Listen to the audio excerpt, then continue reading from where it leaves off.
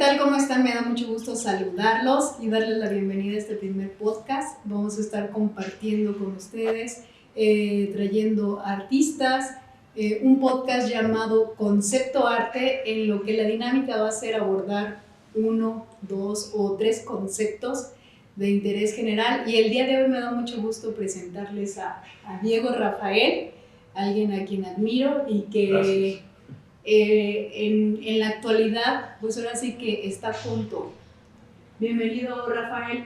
Hola, maestro, muchas gracias por la invitación. Aquí estamos muy contentos de participar en este proyecto. Ya tenía yo un chorro de ganas de empezar con esto. Sí, les digo, es un proyecto que teníamos planeado ya, yo creo que de unos 2 años atrás. Se van gestionando ideas, se va gestionando también el tiempo y también la dinámica es que conozcan a los artistas, que conozcan en el campo en el que se desarrollan y sobre todo que hay conceptos que algunos dominan más que otros y también es muy interesante aprender platicando. Entonces, primero me gustaría que te presentaras, Diego, qué estás haciendo. Bueno, no sé cómo presentarme, siempre es un problema para mí. Pues no sé, o sea, soy pintor, dibujante, grabador, hago arte figurativo, es lo que me gusta. ¿Qué más? Estudié en la Escuela Estatal de Artes Plásticas de San Luis Potosí. Y pues actualmente soy docente, digamos docente de medio tiempo, y el otro medio tiempo me dedico a la producción de arte, Sí. de obras artísticas. Sobre todo, bueno, creo que es bien importante que mientras estés frente al grupo debes estar produciendo, ¿no? ¿Qué piensas tú de eso? Es importante, sí. Yo creo que debe de haber una congruencia en ese sentido. O sea, pasa mucho que me llegó a tocar en los distintos niveles de estudios que tuve, que a lo mejor tenía un maestro que me daba matemáticas, pero resulta que era filósofo, por poner un ejemplo, ¿no? Yo creo que debe de haber una congruencia con lo que hacemos fuera del aula para poderlo llevar que los alumnos lo puedan entender de una manera más, ¿cómo decirlo?, más genuina por parte de uno, o sea, que no nos estemos inventando las cosas o nada más porque las leímos, así se las pasamos, sino que nuestro mismo quehacer artístico, la práctica es lo que finalmente enseñamos y es lo que yo hago en mis clases, o sea, yo les enseño lo que yo hago, así tal cual, entonces ellos aprenden, o sea, y me gusta mucho esa dinámica porque yo no tengo que preparar la clase. Es algo que ya dominas, ¿no? Ya, ajá, y lo estoy haciendo, lo sigo haciendo constantemente, entonces, no, digo, por ahí de repente tengo que sí consultar algún texto, alguna información, pero en general son cosas que estoy haciendo. Entonces me preguntan, bueno, ¿y cómo puedo resolver esto? Ah, mira, pues se puede de estas formas. Yo en esa pintura lo resolví así, en este dibujo lo resolví de esta otra forma. Entonces, sí considero bien importante que debe haber una congruencia entre nuestro trabajo fuera del aula y lo que estamos enseñando. Yo estudié ingeniería y me pasaba que, por ejemplo, yo estudié ingeniería mecánica, entonces llevábamos la materia de mecánica A, B y C, pero resulta que los que nos estaban dando mecánica eran ingenieros civiles. Y efectivamente, o sea, ellos tienen formación en la materia de mecánica, pero ellos la ven desde el punto de vista de la ingeniería civil, no desde la ingeniería mecánica. Y sí hay diferencias. Y como más teórica. Ajá, es más teórica y no se meten en cuestiones, por ejemplo, de movimiento, que a un ingeniero mecánico es vital. Entonces sí debe de haber una congruencia. Bueno, yo creo que también esta parte tiene relación, porque déjenme les platico que Diego es muy metódico. Investiga mucho, Sí. Pone en práctica primero lo que va a compartir y yo creo que de alguna manera todo lo que vamos acumulando a lo largo de nuestra vida con las carreras hay una fusión de maneras de hacer, ¿no? Diego, uno de los temas o conceptos que nos platicaba que le gustaría abordar es la educación, ya nos platicaba al respecto. Y para ti, ¿cuál sería la importancia de la educación artística en este caso? Uy, es bien importante porque siempre se piensa que las artes plásticas uno ya nace con el don, ¿no? Y efectivamente, o sea, sí hay cierta, o sea, sí hay cierta facilidad, ¿verdad? Pero considero que sí es bien importante establecer métodos, que muchas veces no los hay. O sea, se desnuda la modelo y ponte a dibujarla y ya. No, o sea, ¿cómo le hago? ¿Cómo mido? Existen métodos. Entonces, esos eran cuestionamientos que yo me venía haciendo incluso desde la escuela.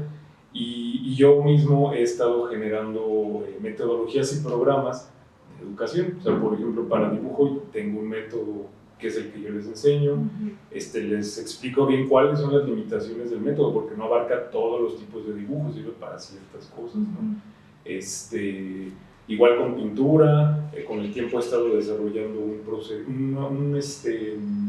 procedimientos, pero también programas, ¿verdad? O sea, empezamos con esto, y luego nos pasamos a esto, y luego nos pasamos a esto otro, porque luego puede ser muy desordenado, y uno no agarra la onda, o sea, te cuesta más trabajo luego conectarnos, sobre todo también que el conocimiento es en cadena, ¿no? Y por esta cuestión que yo mencionaba que investigas mucho, que va relacionando una cosa con otra, yo creo que 500 años de historia y de experimentación que han hecho otros artistas te permiten precisamente crear estas metodologías, ¿no? En la que en lugar de practicar, que es una cosa con la que yo sí practicamos, pero no es lo mismo practicar a como tú crees que se hacen las cosas, a como realmente lo marca el método, ¿no?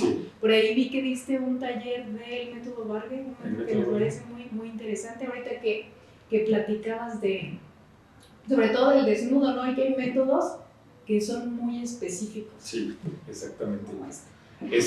Bueno, de lo que comentas de la investigación, efectivamente me gusta mucho estar investigando constantemente de materiales, de pigmentos, cómo interactúan entre ellos, y también algo que yo creo que también eso lo traigo de siempre. Si me dicen algo, o sea, a ver, espérame, déjame lo hago primero y ya te daré la razón, porque si no, nomás me cuentan las cosas, y en la pintura eso pasa mucho, sobre todo en la pintura más que en cualquier otra disciplina de las artes plásticas. No, pues que si le pones esto pasa esto, a ver si es cierto, porque a mí no me suena lógico, lo voy a hacer y luego ya te digo. ¿Y eso te lo dicen los alumnos? No, me lo han dicho otras colegas, algunos otros maestros con los que he tomado clases y me dicen cosas, pero no, o sea, y creo que también viene relacionado con la ingeniería, porque en la ingeniería todas las fórmulas se deducen, ya sea por un procedimiento matemático o a través del cálculo, o por la observación a través de un fenómeno físico. Entonces todo está justificado, o sea, no puedes sacar ahí un número y ponerle y decir, es el que soluciona la ecuación, y a lo mejor sí lo soluciona, pero ¿de dónde salió? Te lo sacaste del bolsillo nada más, ¿no? Entonces, a mí me pasa eso en la pintura, por ejemplo, con los materiales. Me dicen, no, pues si le pones esto, pasa esto. ¿Pero dónde lo sacaste? ¿O cómo fue? ¿O qué? Como una mente curiosa, ¿no? Yo creo que eso también nos lleva como a seguir aprendiendo. Sí, totalmente. Y bueno, esto que comentas de lo del método Vargas, a mí se me hace un método para comenzar a aprender dibujo muy práctico. De hecho, el método que yo he desarrollado toma algunos aspectos del método Vargas, toma cuestiones de Betty Edwards. Muy buen libro, te lo recomiendo. Sí, bueno, yo este libro, tuve oportunidad de leerlo hace también un tiempo, y yo les comento a mis alumnos que en 2 meses con ese método logré lo que no logré en 4 años, ¿no? Que es hacer ejercicios muy específicos en lugar de practicar y practicar, a como uno cree. Y sobre todo yo estoy muy de acuerdo o más bien estoy un poco en contra de esto de autodidacta, ¿no? Yo creo que el trabajo de un maestro como tal es sintetizar la información. ¿Cómo se dice? Aplanar la curva de aprendizaje. Y eso a mí yo lo he visto con mis alumnos, cómo avanzan bien rápido, pero también en mi mismo quehacer. O sea, por ejemplo, también doy grabado en la universidad, y yo no sabía mucho de grabado cuando empecé a dar las clases. Entonces, lo que realmente hubo dos factores que me ayudaron a entender mucho más el grabado, porque además de que es una técnica que implica un rigor alto.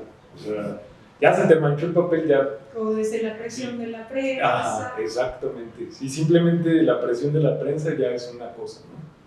O cómo entintas la placa. Pero, por ejemplo, ahí, sí, justamente la manera como yo aprendí fue preguntándole a otros colegas que se dedicaban a hacer grabado. Cuando empecé tuve la oportunidad por cuestiones de la vida de salir un poquito fuera de la ciudad y conocer a algunos grabadores, entonces a ellos les preguntaba y ya lo iba poniendo en práctica, ¿no? Oye, ¿y qué tal? Bueno, me da un poquito así como de curiosidad esta cuestión en la que hay mucho egoísmo, ¿no?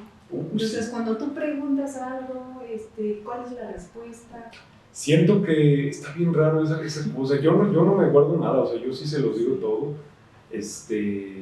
Ya quien lo quiera utilizar, ¿verdad? Pero yo sí les comparto todo. Y respecto de esta cuestión de compartir, no es una inercia que si tú compartes el conocimiento sin quedarte nada, se regresa, ¿no? Sí es medio curioso. Y a mí, o sea, yo no tengo nada con... O sea, digo, quedármelo, pues como que no, tampoco le encuentro mucho sentido. Y esto también lo aprendí cuando... Yo durante toda la carrera de artes plásticas fui maestro de matemáticas y física, incluso un poquito después de terminada la carrera. Y yo inicialmente, cuando empecé con esas clases, sí llegué como con esa actitud que había aprendido de mis maestros, de no compartir el conocimiento y de que ahora tú le batallas porque yo le batallé. Pero me di cuenta muy rápido de que no tenía caso eso. Es que es más cansado, ¿no? Es más cansado y además yo decía, o sea, ¿de qué sirve que yo me quede con lo que ya sé si de lo que se trata es de estar construyendo? O sea, yo les resuelvo este primer escaloncito, ustedes resuelvan el segundo y así nos la llevamos, ¿no? Uh-huh. Pero bueno, a mí no me pasaba así y sí es mucho más, es más satisfactorio, es más padre, uno se nutre más compartiendo que quedándose, ¿no? Surgen dudas más interesantes, uno aprende más justamente de esas dudas. Por ejemplo, sí, los programas, los contenidos temáticos hasta uno los puede expandir más, entonces sí se me hace una dinámica importante, o un hábito importante, no sé cómo decirlo, no quedarse pues con el conocimiento, ¿no? Uno tiene que aportarles, ¿no? Pues para qué estamos como docentes. Sí, bueno, y creo que eso hace que el alumno se interese más, ¿no? Y también que cuestione más. Sí. Y el hecho de que cuestione, te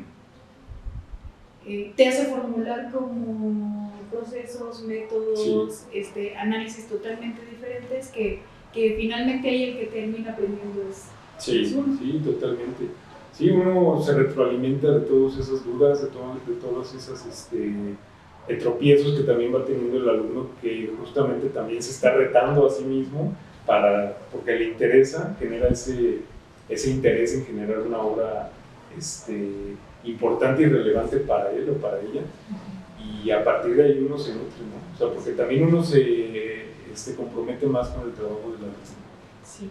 ¿Y alguna situación por ahí que tú hayas tenido como con un alumno un poco difícil, que pudiera apoyar a otros maestros? ¿Cómo lo resolviste? ¿Cómo que pudiera apoyar? No sé, por ejemplo, un alumno que te rete, porque suele pasar mucho que bueno, y te lo comento porque desde muy joven empezaste a dar clases, sí, porque somos jóvenes, claro. Pero tenemos alumnos que son mucho mayores que nosotros y entonces existe como una barrera, ¿no? De cómo tú me vas a enseñar a mí. Entonces, ¿alguna situación que hayas tenido? No, la verdad no, nunca me he enfrentado a una situación así, todo lo contrario, o sea, por ejemplo, el primer taller que di de pintura, que era un taller de retrato, que me lo ofrecieron luego saliendo de la escuela, a partir o más bien a raíz de la exposición de graduación, que se hace cada generación. Me ofrecieron impartir un taller de retrato y todos eran más grandes que yo. Y uno de los alumnos llegó y estaba así como si nada, ¿no? Pensando que yo era otro de los alumnos. Y ya veo que llegaron todos y que empecé pues explicar, a comentarles de los materiales. Y me dice, ¿a poco tú vas a ser el maestro? Digo, sí. Diego, y finalmente para concluir esta primera parte de lo del concepto de educación, ¿qué es una de las cosas que más disfrutas o que más te ha dejado? Pues ver que los alumnos aprendan. La verdad es muy enriquecedor.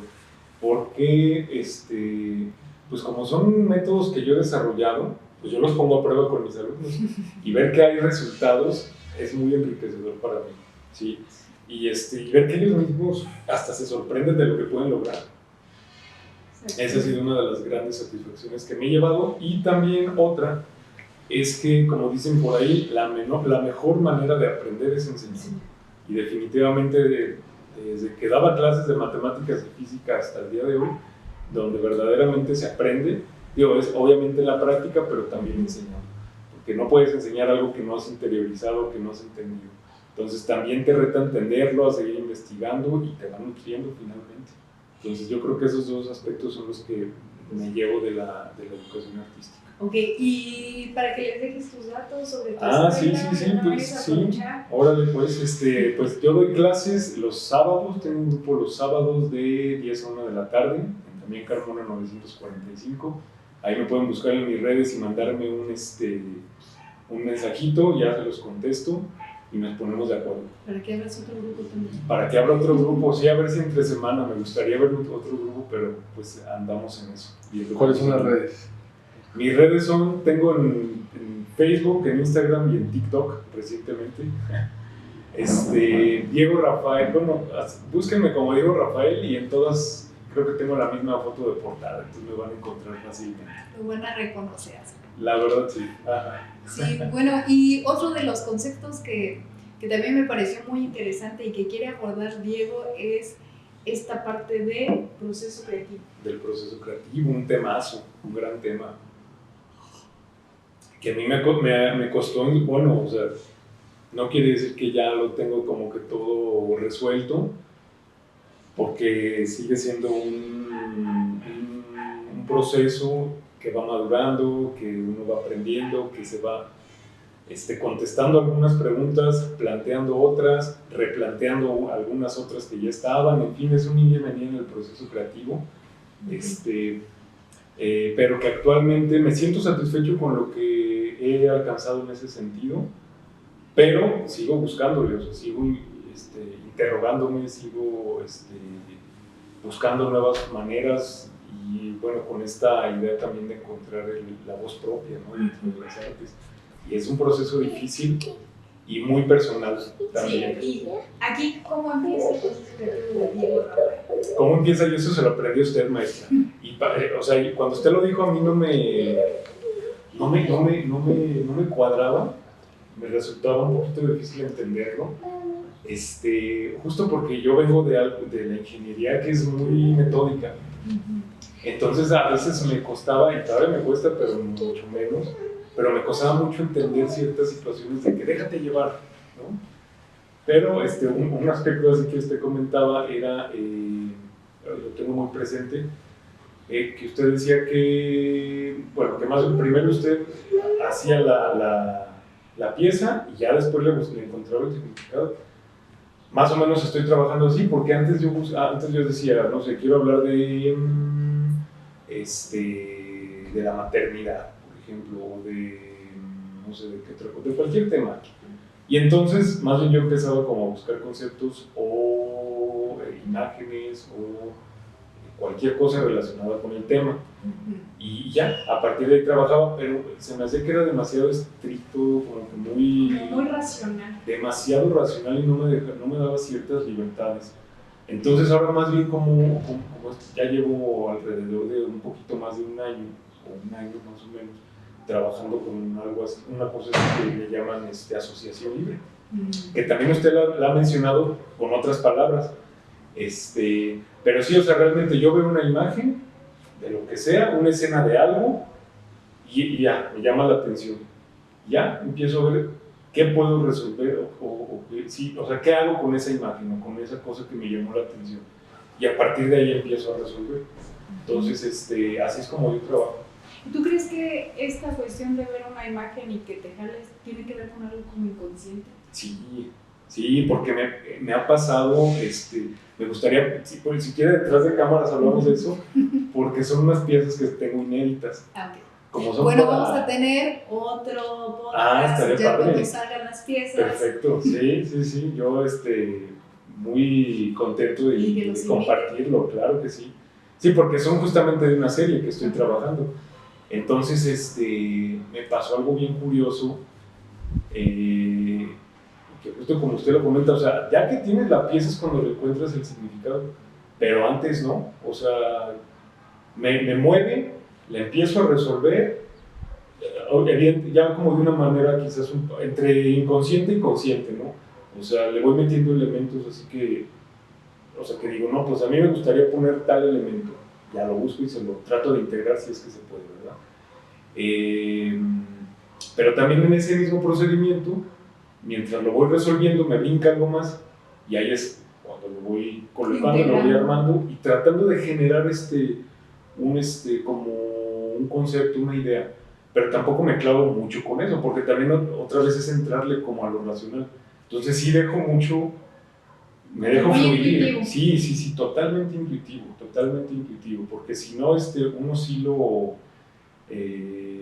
te metes luego tanto a lo racional que se empieza a frenar el proceso creativo.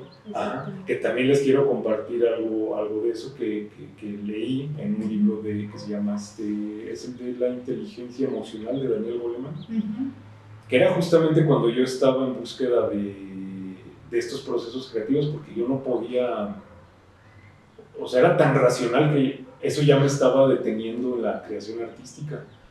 Entonces, pues no sé, empecé a leer libros, empecé a buscar fuentes de cómo eran los procesos creativos de otros creativos, o sea, no quiero decir artistas, porque buscaba yo de todo, o sea, arquitectos, músicos, escritores, de todo, ¿no? Y pues me topé con el libro ese, lo empecé a leer, y ahí casi al principio, en los primeros capítulos, menciona un experimento bien curioso que hicieron, y que yo sí me siento identificado con eso, por eso lo comento. Era de que eran dos grupos de personas. A un grupo lo ponían a ver una película que tenía que ver con ciencia. Me parece que era en el libro creo que lo describen como, creo que era la biografía de un científico. Y al otro grupo lo ponían a ver una película era una comedia. Entonces, después de que vieron las películas, les pusieron el mismo reto a ambos grupos. Y los que vieron pues la película que tenía que ver con ciencia, sus soluciones eran menos creativas, eran más estructuradas, más cerradas, ¿no? Y los que propusieron y los que vieron la comedia, además de que creo que proponían más soluciones, eran mucho más creativas, más abiertas, más relajadas, en fin. Y creo que es importante combinar esas dos cosas, pero sobre todo yo me iría más a lo segundo. Y esto lo comento porque pues es lo que me pasaba a mí. Yo daba clases de mate y física, entonces eso me tenía demasiado cuadrado, sí. Entonces por eso también fue que tuve que elegir o tomar el camino de dedicarme nada más a las artes plásticas y dejar la docencia en matemáticas y física y la ingeniería, no porque no me guste, sino porque ya las artes ya me lo estaba pidiendo. Sí, ahora, mira, ahorita que comentas esto, hago una relación con lo del método de dibujar con el hemisferio derecho del cerebro de Betty Edward, que plantea que a la edad de los 9 años los dos hemisferios funcionan a la par, ¿sí? Los niños por naturaleza son muy creativos y entonces los dos hemisferios están a la par, pero llega un punto en cuanto los adultos dejamos de hacer actividades creativas y no solamente de las artes plásticas, el cerebro racional se desfasa y domina. Y entonces yo creo que aquí donde pensamos tantísimo las cosas llega un punto en el que como artistas nos bloquea, ¿no? Y es justamente de lo que tú hablas. Sí. Tal cual. Que regresándonos a esta parte de la educación, yo creo que dentro de los procesos creativos es mucho alimentar esta parte del cerebro, ¿no? Hacer actividades que sean más intuitivas, que sean menos racionales, que nos dejemos llevar, no sé. Totalmente, sí. Bueno, sí, o sea, estoy totalmente de acuerdo. Incluso también yo trato de buscar esas actividades, ¿no? Justo ver como comedias. Me tocó dar una Tengo que charla. ver más comedias. Sí, maestra. Sí, porque otra cosa en la que todos coinciden, Ajá. y yo también coincidiría, porque lo he experimentado, lo he vivido, Ajá. es como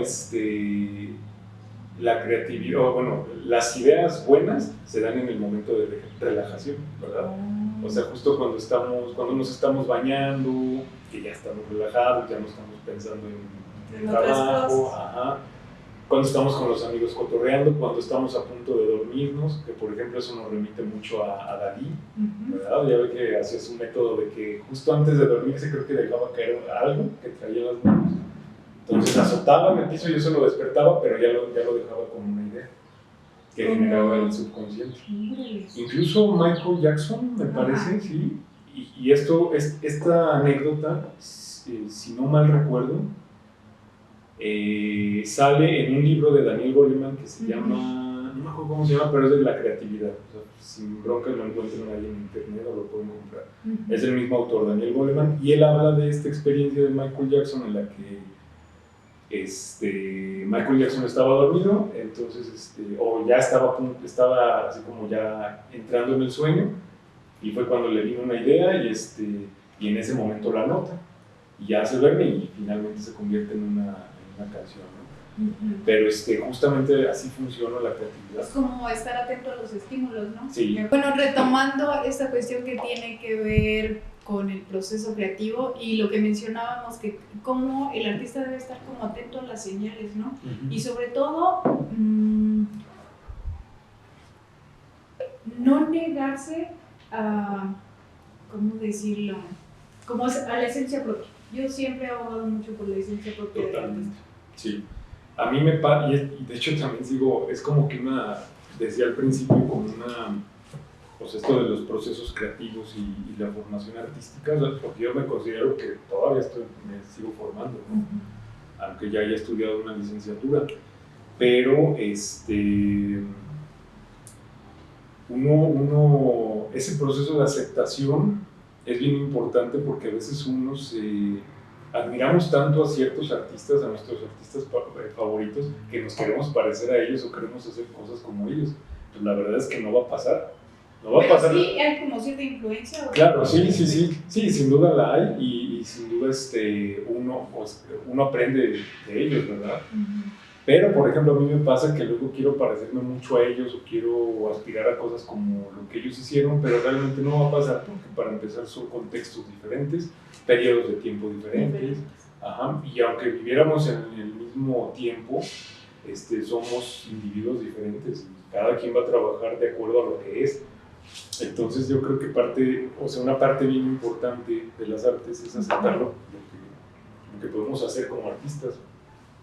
Ya sí tenemos ya como ciertas formas de trabajar cada quien y más bien ahí es como que buscar más los aciertos que tenemos y trabajar sobre eso, más que intentar parecernos a algún pintor, algún dibujante o lo que sea, ¿no? Algún autor. Sí, es un proceso de mucha aceptación y hay que ser muy sinceros con uno mismo y eso a veces es difícil, no está tan fácil aceptarlo como tal.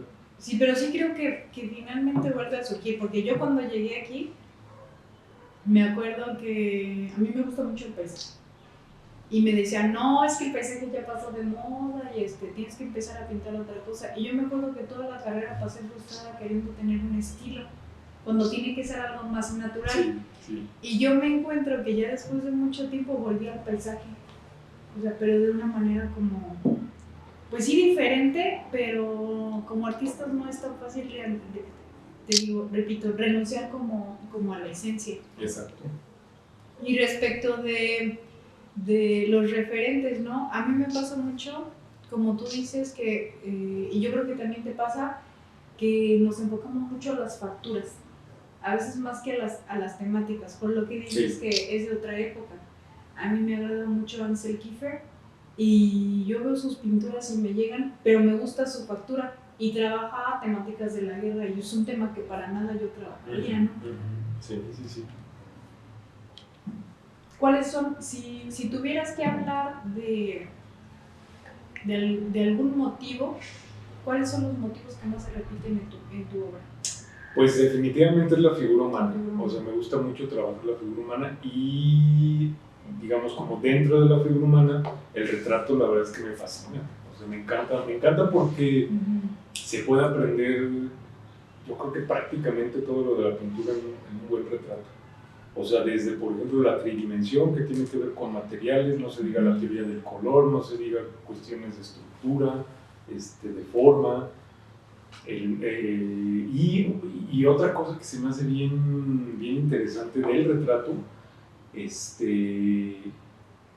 justamente es como esa cuestión como psicológica que tienen los retratos, que no es fácil lograrla. ¿Y tú qué piensas acerca de que cuando alguien pinta un retrato, para que puedas capturar la esencia de esta persona que retratas, la tienes que conocer? No creo que sea así,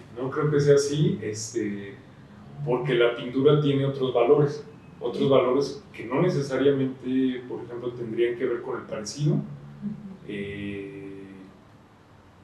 y además, no sé, no le encuentro como demasiada relación, ¿no? O sea, los grandes retratistas de todos los tiempos, pues retrataban a miles de personas y yo creo que ni las conocían. Y son retratos que nos siguen conmoviendo. No, pero sí las veían en físico. Las veían en físico, pero no trascendía más de eso, ¿no? O sea, no tenía ningún otro más acercamiento que verlas en vivo y era todo, ¿no? Del natural, que es otra parte bien importante que yo considero que se debe de seguir haciendo, aunque se ha perdido. La verdad que sí. Sí, se ha perdido. Que bueno, afortunadamente de donde somos egresados ahí todavía se sigue haciendo. Yo considero importante seguirlo haciendo y también, por ejemplo, hacer el autorretrato del natural también con el espejo y todo. Es un ejercicio de autoconocimiento muy padre. Sí, sobre todo, bueno, creo que en relación, bueno, a esto que mencionas de trabajar del natural, cuando nosotros trabajamos de una fotografía, el trabajo del artista es superar la fotografía, ¿no?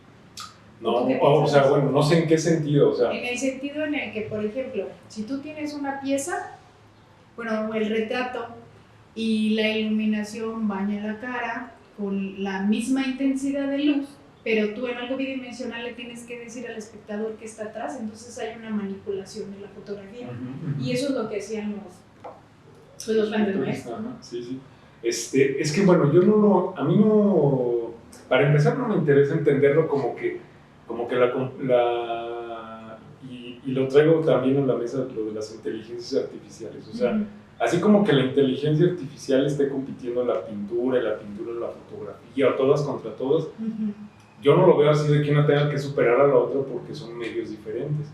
O sea, yo en el retrato, justo en un retrato fotográfico, ahí yo sí buscaría el parecido, ¿no? Lo está haciendo una máquina. Es lo que me interesaría, por ejemplo, de la fotografía. Pero en un retrato que está hecho con pintura, a ellos sí buscaría otras cuestiones más expresivas que, por ejemplo, tendrían que ver justo con color, con materiales, con todos los recursos plásticos que tienen que ver justamente, por ejemplo, con la pintura, incluso el formato, sobre qué soporte están hechos. Eso es lo que a mí me interesaría de un retrato hecho en pintura. No tanto de que si se parece o no, yo eso lo pondría en un segundo término, ¿no? Sino qué refleja ese personaje, ¿no? Ese retratado, sí.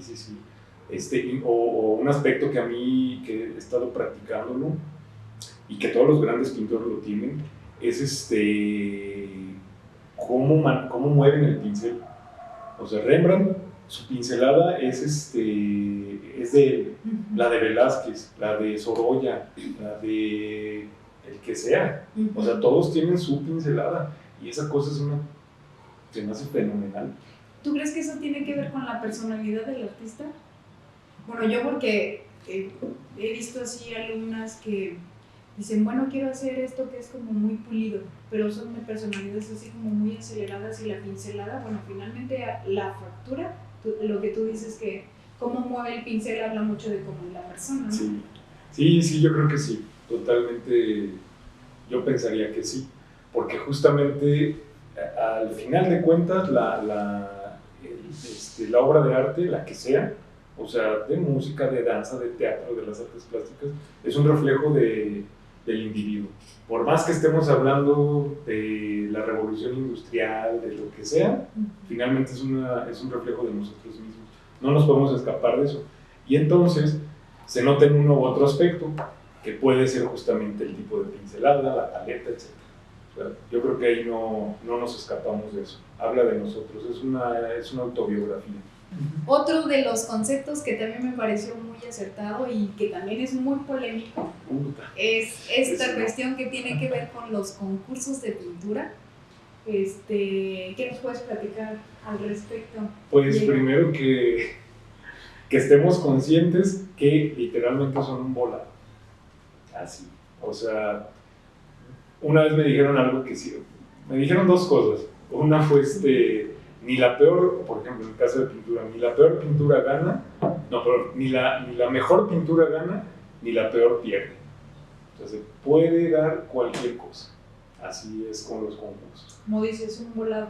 Es un volado, sí. Sí, bueno, aquí uno de los aspectos que me llamaban la atención y que con los que creo que tratan de justificar ahora sí que el ganador es poner 3 jurados de líneas diferentes. ¿Tú qué crees al respecto?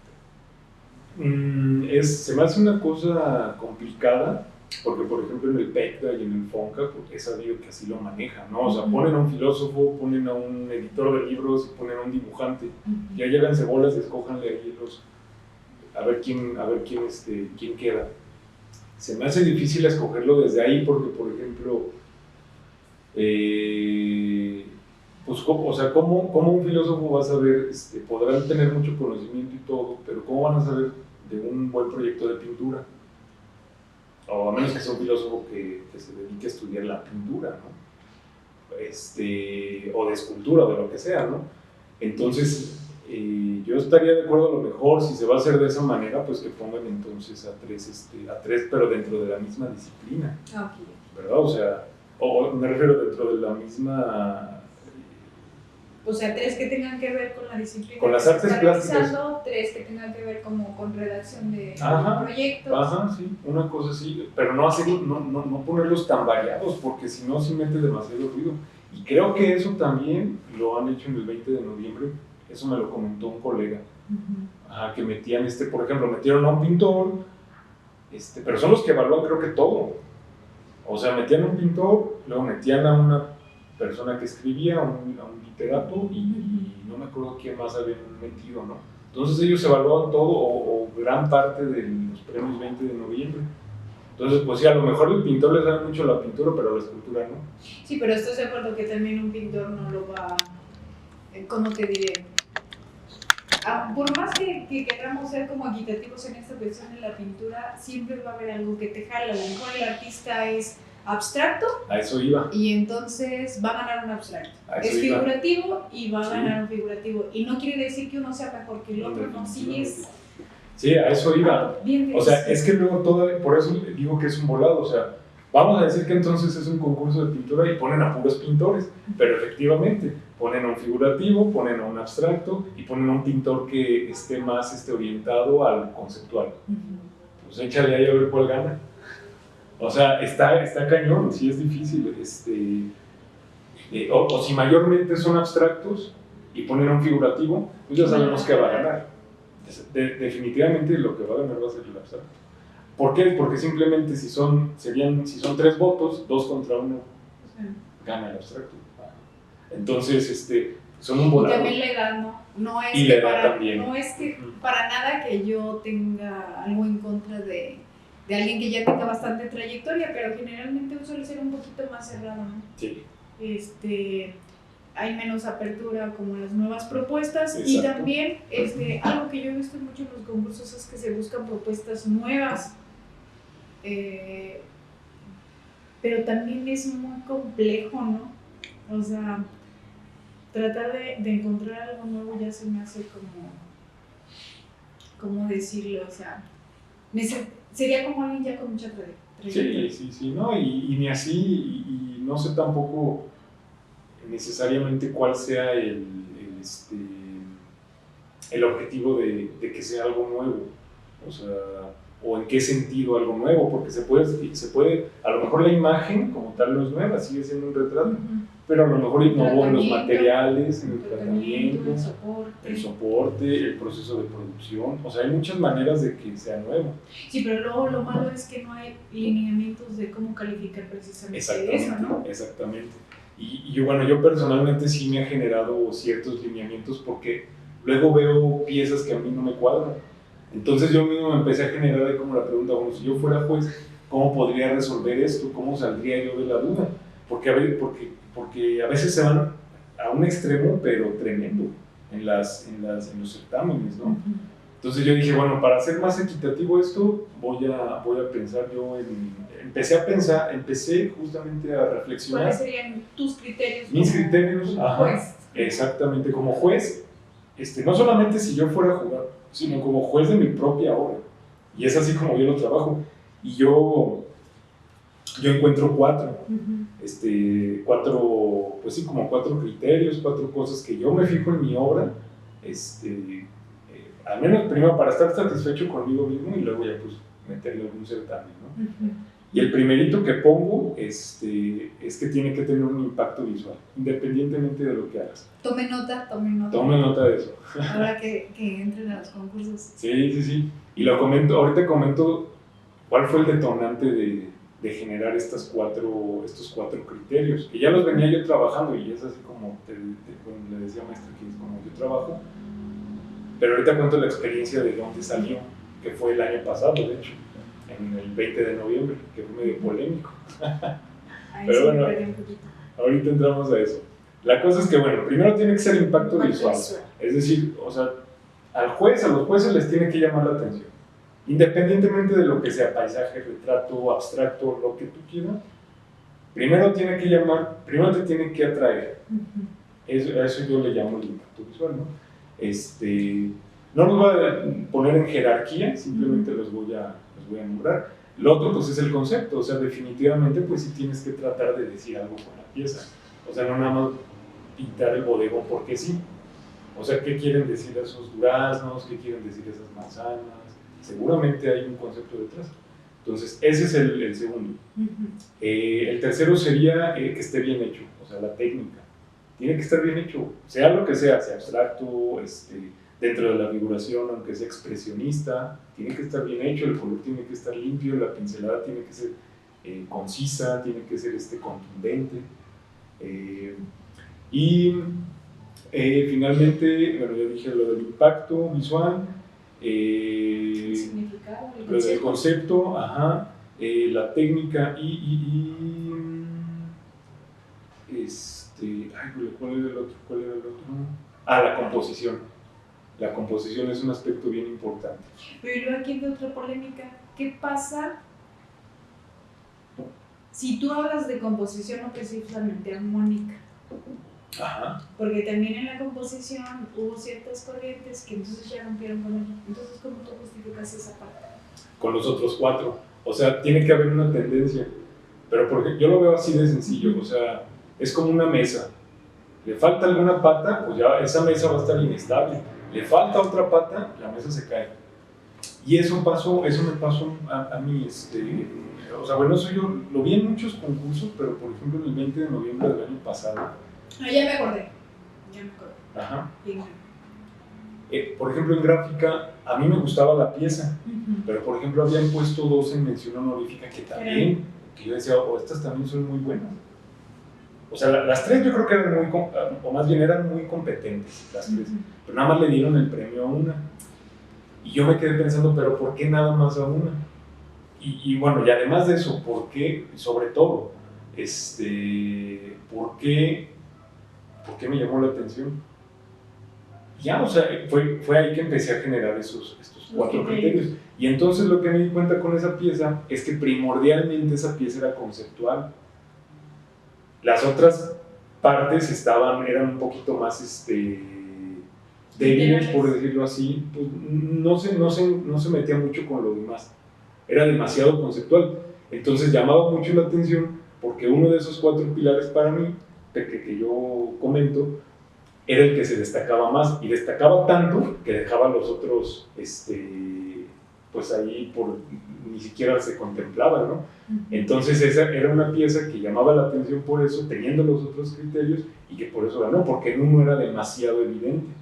¿Tú consideras importante que haya como una explicación después de un concurso? Bueno, yo creo que a nosotros nos nutriría, ¿no? Sí, o sea, que una retroalimentación. Sí, que se expidiera una retroalimentación de por qué fue que se seleccionó esa pieza. Bueno, yo de hecho creo que así debería de ser. O sea, yo creo que es una obligación. Pero bueno, tú no quedaste porque a criterio de los jueces, esto y esto y esto no quedó. Bueno, a lo mejor no en general para los que no quedaron, ¿no? Pero que la pieza ganadora sí tenga como un análisis, o sea, que se presentara un análisis en el que se explique o se justifique por qué se seleccionó. Sí, yo creo que sí debería, es necesario, de hecho. Justo por estas polémicas que luego se generan, ¿no? No se diga también en las bienales cómo se da mucho esto. O sea, y es que vuelve a pasar, se repite, o bueno, bajo mi visión, o sea, suelen ganar a veces piezas que son que en uno de estos 4 aspectos que yo identifico son muy superiores. Entonces son tan superiores en ese aspecto que por eso ganan. Y por ejemplo, las otras 2 piezas del concurso del 20 de noviembre del año pasado, que quedaron en mención honorífica, estaban muy bien equilibradas en las 4, pero entonces no ganaron. Porque estaban muy bien equilibradas, ningún aspecto destacaba más que el otro. Pues estaban bien hechas, pero no había el plus, por así decirlo. No, o sea, yo creo que estaban bien en todo sentido, ¿no? Más bien, y yo esto lo he comentado con colegas, o sea, yo entonces ahí lo que yo propondría como juez es decirles que las 3 piezas son buenas. Sí, pero ¿cómo van a repartir ahí? Pues yo creo que es que justamente yo, como jurados, porque ahí lo dice la convocatoria, o sea, queda a criterio del jurado. Divídanlo en 3. Comentábamos esta parte de cómo en el concurso no había un ganador. Exacto. Sobre todo en fotografía. Bueno, fue en fotografía. Sí, y también, bueno, yo he visto que luego no hay en escultura. Se me hace complicado, pero pues así lo han establecido, ¿no? En algunas ediciones. Y respecto de los filtros, ¿qué te parecen a ti los filtros que ponen? Híjole, a veces se me hacen demasiados. O sea, por ejemplo, hay en algunos certámenes que, por ejemplo, piden 3 individuales. O en otras 5 individuales. 5 individuales y 5 colectivas. Sí. Que bueno, las colectivas esas están fáciles, ¿no? Uno las hace rápido. Pero las individuales, híjole, y luego 5, se me hace demasiado. Hasta a mí me pasó lo que la carta de residencia. Además, esa es otra cosa. En algunos sentidos lo encuentro bien, porque sí, pues son estímulos para esa región, ¿verdad? Eso lo veo bien. Pero lo de las exposiciones, eso la verdad sí se me hace complicado. O sea, puedes tener 5 exposiciones individuales y seguir siendo... O sea, que tenga una obra de buena calidad, ¿no? Ajá, no, eso, o sea, las exposiciones no implican que tengas obras de buena calidad, de ninguna manera. Y respecto de la categorización en otros concursos, por ejemplo, cuando hacen esta división si lo manejan principiante, currículum. Sí, o sea, que es el principiante, el emergente y el profesional. Ahí se me hace bien, porque sí, o sea, sí debe de haber como esas categorizaciones, porque si no luego se ponen a unos bien perros contra los que ahí apenas la llevamos, sí se me hace, creo que está bien, eso, estoy de acuerdo con eso. Pauli, ya otra vez está marcando la pila. Si quieres, pregúntale sobre su experiencia que ganó en un concurso, el que acaba de ganar. Pues ya ves. Y qué chido. Y ya para ir cerrando, dejamos un segundo capítulo. Y ya por último, respecto de... ¿Listo? Y ya para finalizar, respecto de la experiencia, ya entrando en concursos, de estas últimas. Bueno, primero, ya creo que lo dije hace rato, pero lo vuelvo a repetir, o sea, no hay que clavarnos para empezar. Y en segunda, uno tiene que estar satisfecho con el trabajo. Concursar nada más por concursar a ver si pega, yo no soy de esos, yo no soy de esos. Hay quien me ha dicho que, o sea, son historias reales, de que dicen literalmente yo tenía la pintura ahí debajo de la cama, la agarré, la metí, gané. Así me la han platicado, yo no sé qué tan cierto sea eso, ¿no? Pero a mí, yo sí trato de ponerle ahí lo mejor, ¿no? O sea, para empezar me tiene que gustar a mí. Que te guste. Sí. Para empezar eso, o sea, te tiene que gustar lo que estás haciendo, si no, pues no. O sea, bueno, al menos yo no me siento satisfecho metiendo algo. Nada más porque sí. Nada más porque sí. Lo puedo hacer y puede pegar, puede que no, pero yo estoy más satisfecho metiendo cosas que a mí me gustan. Por ejemplo, en esa del municipio, la municipal, yo la pieza la estaba haciendo, todavía creo que no salía la convocatoria. Yo la estaba haciendo porque yo quería hacerla, así de sencillo. Y yo me estaba retando a mí y yo le estaba echando ganas de la pieza porque yo lo quería. O sea, no porque la fuera a meter. Ya después salió lo del concurso y dije, bueno, pues la voy a meter. Pero yo no lo hice pensando en meter a algún certamen. Lo mismo con las piezas que le enseñé hace ratito en el celular. O sea, es algo que tú ya estás trabajando, que para que cuando se presente la oportunidad sea un trabajo. Exactamente. Y son inquietudes que yo tengo, que me satisfacen a mí como artista. Nada más, o sea, ya si por ahí pegan, bueno, ya, qué bueno, ¿no? O sea, ojalá si nos fuera todo, ¿no? Yo trato también, bueno, pues de estar buscando convocatorias y que pueda pegar alguna pieza, porque pues finalmente también el estímulo económico nos cae bien, ¿no? Pero no lo hago así como con el objetivo. Y tampoco te clavas, ¿no? Como alguien que entre, que no gane y ya se vaya para abajo. Yo creo que eso es muy importante. Es bien importante y sí es difícil justo por lo que estamos hablando. Uno se empeña mucho, pero es que no hay que perder de vista lo que dijimos al principio. Es un volado. Salud. Gracias. Es un volado y entonces, es que sí, de verdad sí pasa. Podemos meter nuestra mejor pieza y puede ser que no gane. Así nos hayamos esmerado lo más y que genuinamente sea nuestra mejor pieza, es probable que no vaya a ganar. Entonces, no hay que clavarse con eso, ¿no? Hay que tratar de relajarse más. Y seguir dándole, ¿no? Seguir trabajando. Sale, pues. Por ejemplo, hay preguntas que he visto que preguntan mucho, así como que cómo es su día a día, y ya con eso cierras así. ¿Cómo es el día a día del artista? Y ya. Es que ya había dicho ya por último. Bueno, ponemos arte. Sí. Bueno, y también. Ya por último. No, ya. Ya nada más para cerrar. Bueno, y ya para cerrar, que nos platiques así resumidamente cómo es tu día a día de artista, para que vean que no es un trabajo fácil, para que vean también que es algo que tiene que ver con disciplina, porque si buscamos que todos los días nos sintamos motivados para pintar, para hacer, para desarrollar, entonces que nos platiques. Bueno, yo trato de ser justamente muy disciplinado. No me gusta cambiarlos, así como mi rutina de día a día. Yo trato de tener una rutina bien fija todos los días. Me levanto, hago ejercicio, porque también eso me ayuda mucho a desestresarme de la pintura, porque es pesado, es un trabajo finalmente. Entonces, hago ejercicio, desayuno y ya me voy a trabajar hasta hago una pausita para la comida, pero más o menos como desde las 11 hasta las fácil 9, 10 de la noche, fácil. ¿En las clases? No, bueno, eso es ahorita en el periodo vacacional, que no doy clases, de 11 de la mañana. O sea, para pintar. 9, 10. Sí. Sí, porque es que también, por ejemplo, me clavo, pero también en ese lapso, sobre todo cuando estoy haciendo así piezas que sí me atrapan, sí es corrido nada más de eso. O sea, de estar trabajando.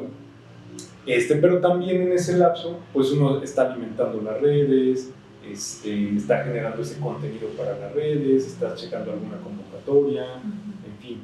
en ese periodo de tiempo. Cuando doy clases, llego ya al taller un poquito más tarde, voy llegando como a las 3 de la tarde y ya trabajo como de 3 o de 2:30, igual como a 10 de la noche. Sí, pues sí está.